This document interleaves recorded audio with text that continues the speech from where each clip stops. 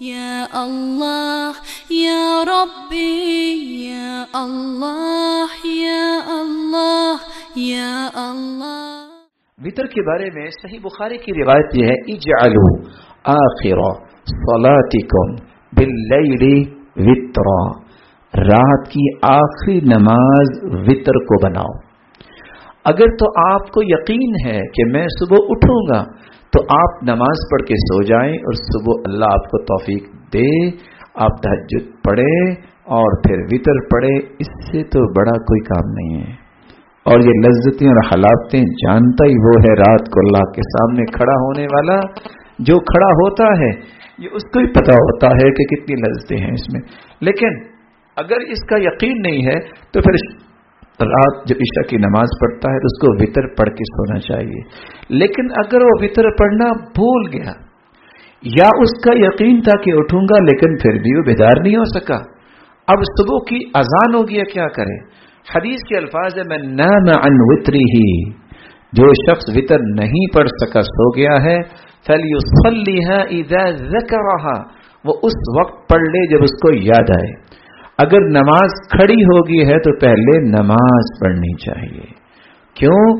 اذا اقیمت الصلاۃ فلا صلاۃ الا المکتوبہ، جب فرض نماز کھڑی ہو جائے، آپ سنتیں پڑھ رہے ہیں، آپ وطر پڑھ رہے ہیں، آپ سلام پھیر دیں، فرض نماز پہلے پڑھیں، اس کو بعد میں پڑھا جائے۔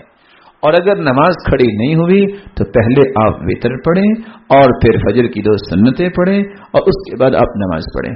اس لیے رسول اللہ صلی اللہ علیہ وسلم نے فجر کی نماز اگر آپ نے پڑھنا ہے تو پھر کیسے پڑھیں؟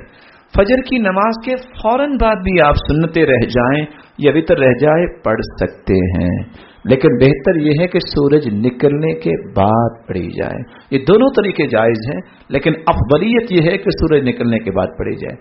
کچھ علماء کا یہ نظریہ ہے، وہ کہتے ہیں چونکہ یہ رات کی نماز ہے، رات گئی تو بات گئی، اب وطر ہوگا ہی نہیں، اچھا پھر کیا کریں؟ تو کہتے ہیں بس 2 رکعتیں پڑھ لیں، 2 رکعتیں پڑھیں گے وطر تو رہ گیا۔ وہاں رسول اللہ صلی اللہ علیہ وسلم کی ایک روایت کو پھر سن لیجئے۔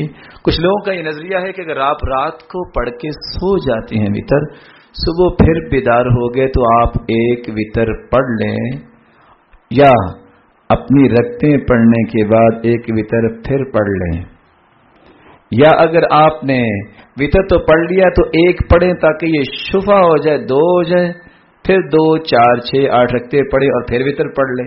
اور حدیث کہتی ہے لا وطران فی لیلہ، ایک رات میں 2 وطر نہیں پڑھنے چاہیے، تو یہ تو 3 بن گئے۔ اس لیے صحیح بات یہ ہے کہ انسان کو جب بھی یاد آئے وطر اور فجر کی سنتیں رسول اللہ صلی اللہ علیہ وسلم نے نہ سفر میں چھوڑی ہے نہ حضر میں چھوڑی ہیں، ان کو ضرور پڑھا ہے، بلکہ سفر میں بھی ہوتے تو آپ اپنی سواری پہ بیٹھے بیٹھے وطر پڑھ لیتے۔ کیسے وطر پڑھتے؟